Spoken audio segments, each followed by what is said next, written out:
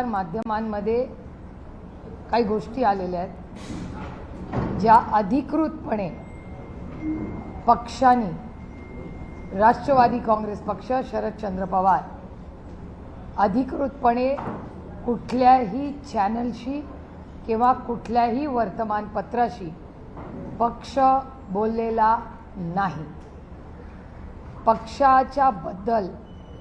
पक्षाच्या धोरणांबद्दल जी काही भूमिका वर्तमानपत्रात किंवा चॅनल्सवर आली ती सूत्रांच्या थ्रू आलेली आहे. फिजिकली ऑफिशियली कुठलंही स्टेटमेंट हे राष्ट्रवादी काँग्रेस पक्ष, शरदचंद्र पवारांनी केलेलं नाही.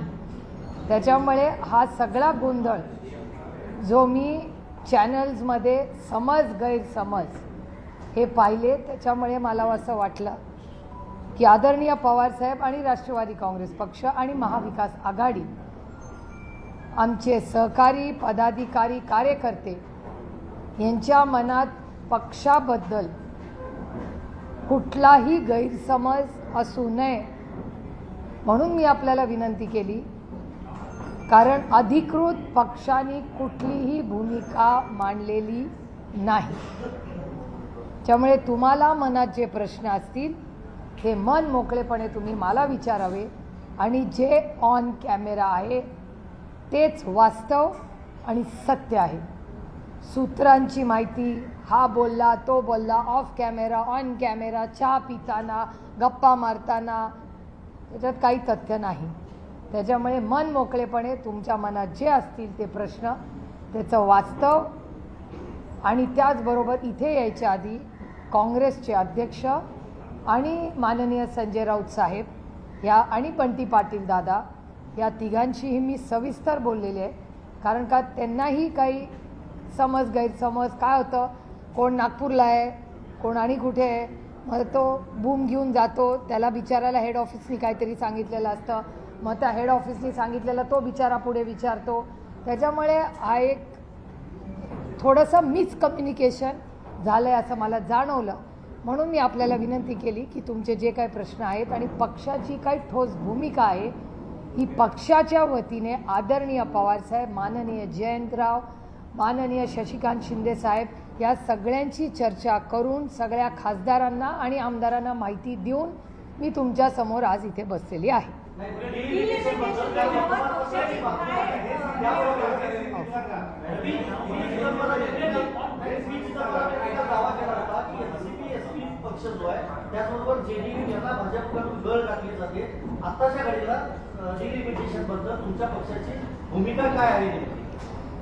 एकतर बिल आलेलं नाही आमच्याकडे नवीन, त्याच्यामुळे नवीन बिल आल्याशिवाय बिलबद्दल मी कशी बोलणार.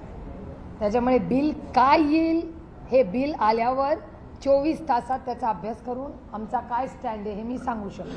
पण थोडंसं तुम्हाला इतिहासात नेते.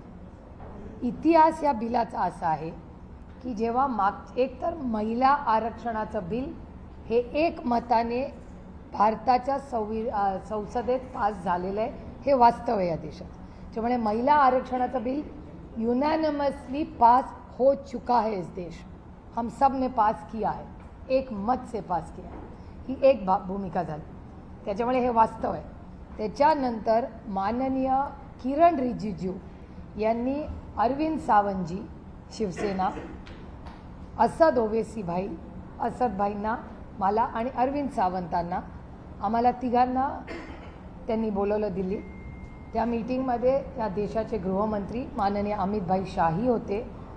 त्यांनी आम्हाला सगळ्यांना असं ब्रीफिंग किरण रिजिजूंनी केलं दिल्लीमध्ये की आमचं सपाशी, काँग्रेसशी, DMKशी सगळ्यांचं वेगळं वेगळं बोलणं झालं आहे. आम्ही तुम्हाला तिघांना एकत्र बोलवलेलं आहे आणि आमची भावना आणि भूमिका अशी आहे की एक प्रस्ताव आमच्या मनात आहे की अनेक डिलिमिटेशनबद्दल वेगळी वेगळी मतं आहेत आणि साऊथच्या, दक्षिणेतल्या राज्यांना असं वाटतं आहे की जर पॉप्युलेशन, लोकसंख्येच्या वर जर आधारित डिलिमिटेशन झालं तर साऊथवर म्हणजे दक्षिण राज्यांवर अन्याय होईल.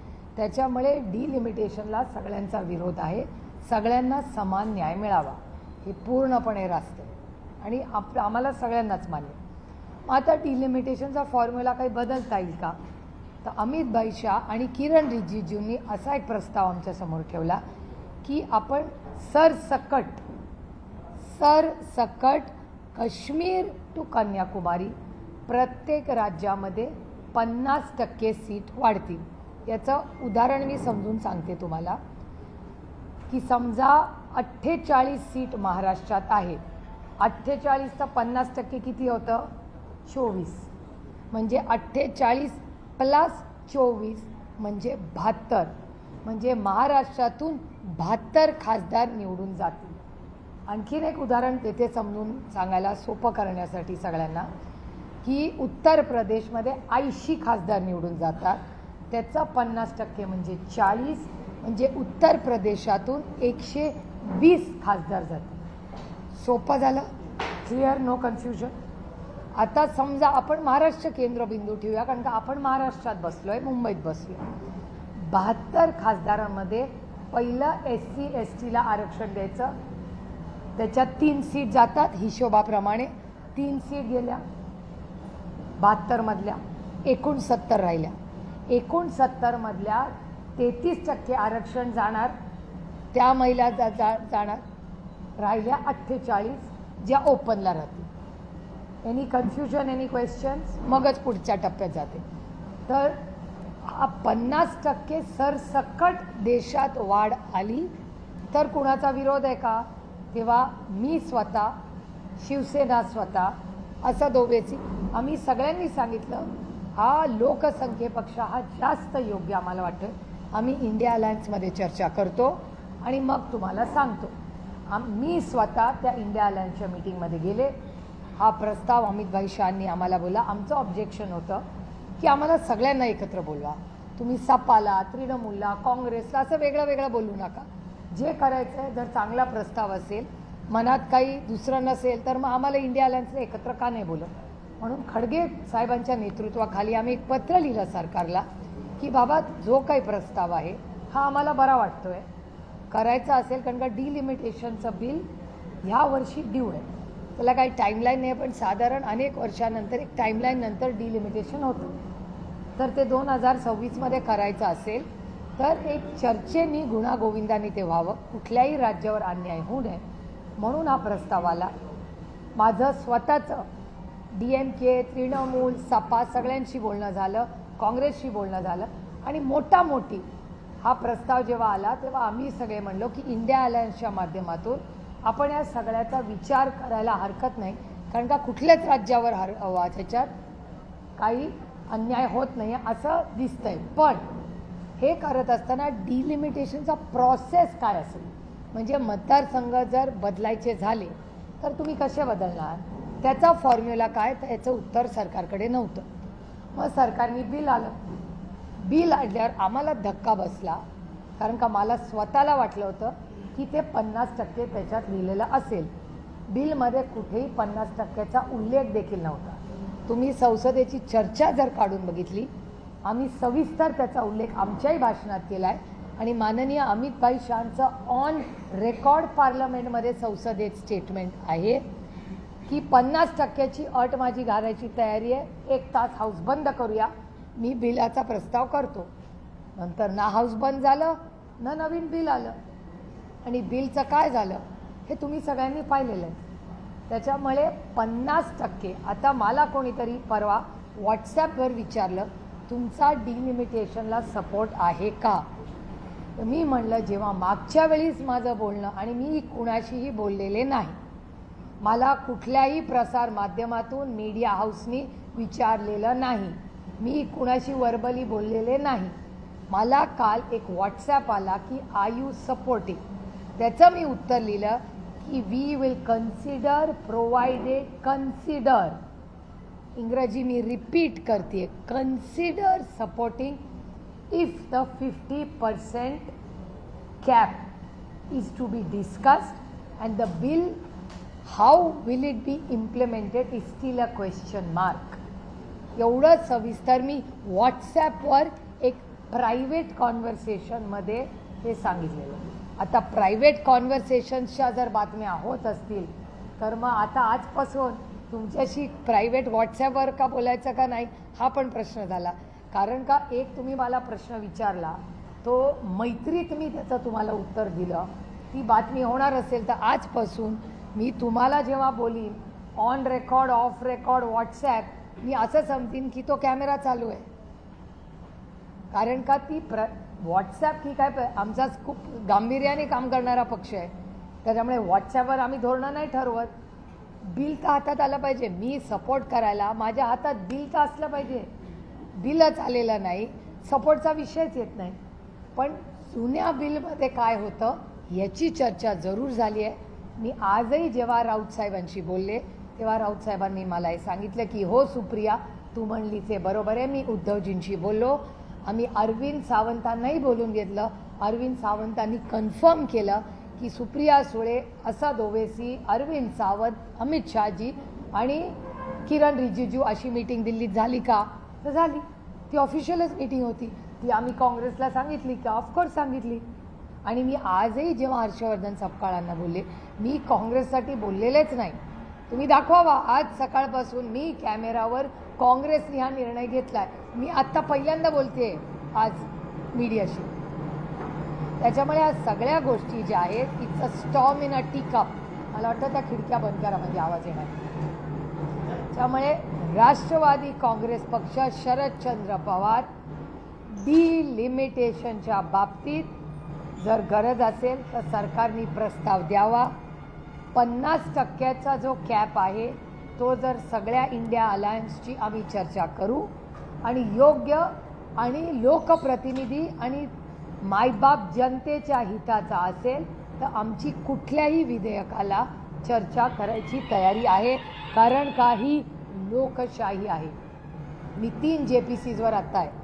3 joint parliamentary committees. 1 nation 1 election. मी काल उत्तर प्रदेशवरूनच आले त्याची चर्चा करून. मी नवीन कॉर्पोरेट लॉ येतोय त्याच्या JPCवर आहे. आणि तिसरी JPC 130th अमेंडमेंट. त्याच्यामध्ये कुठलाही प्रधानमंत्री मुख्यमंत्री जर 30 दिवस जेलमध्ये गेला तर त्याला सुमोटो काढायचा अधिकार आहे. ह्याचा राष्ट्रवादी काँग्रेस पक्ष शरदचंद्र पवार ताकदीने विरोध करत आहेत. 2 JPCजमध्ये आम्ही चर्चेला बसलो. अजून ती JPC पूर्ण झालेली नाही. त्याच्यामुळे 2मध्ये आमची अजूनही चर्चा चालली आहे. 3ऱ्या JPCमध्ये आमचा पहिल्या दिवसापासून त्या विधेयकाला विरोध आहे. कालही होता आजही येऊन उद्या होईल. कारण का कुठलाही व्यक्ती उद्या कुठल्याही नेत्याला जेलमध्ये टाकेल, 31 दिवस ठेवेल, 31व्या दिवशी त्याला सुमोटो काढता येईल. हे अधिकार कोणाचेही नाही. कारण का केस खरी आहे की नाही या देशामध्ये you are innocent till you are proven guilty.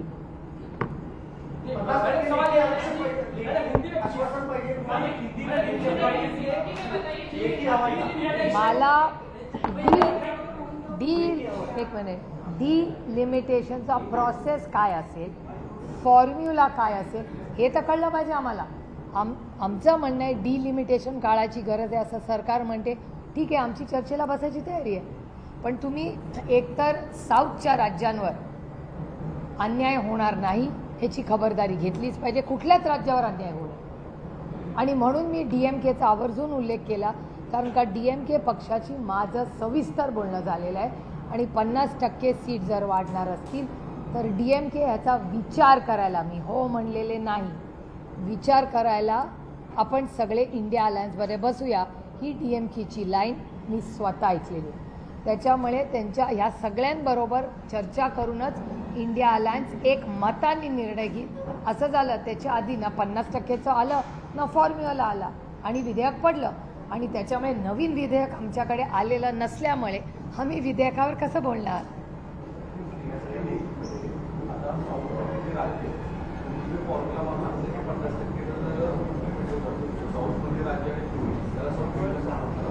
नाही एक तर 50% पण फॉर्म्युला डिलिमिटेशनचा कसा कळला हे पण आम्हाला कळलं पाहिजे ना.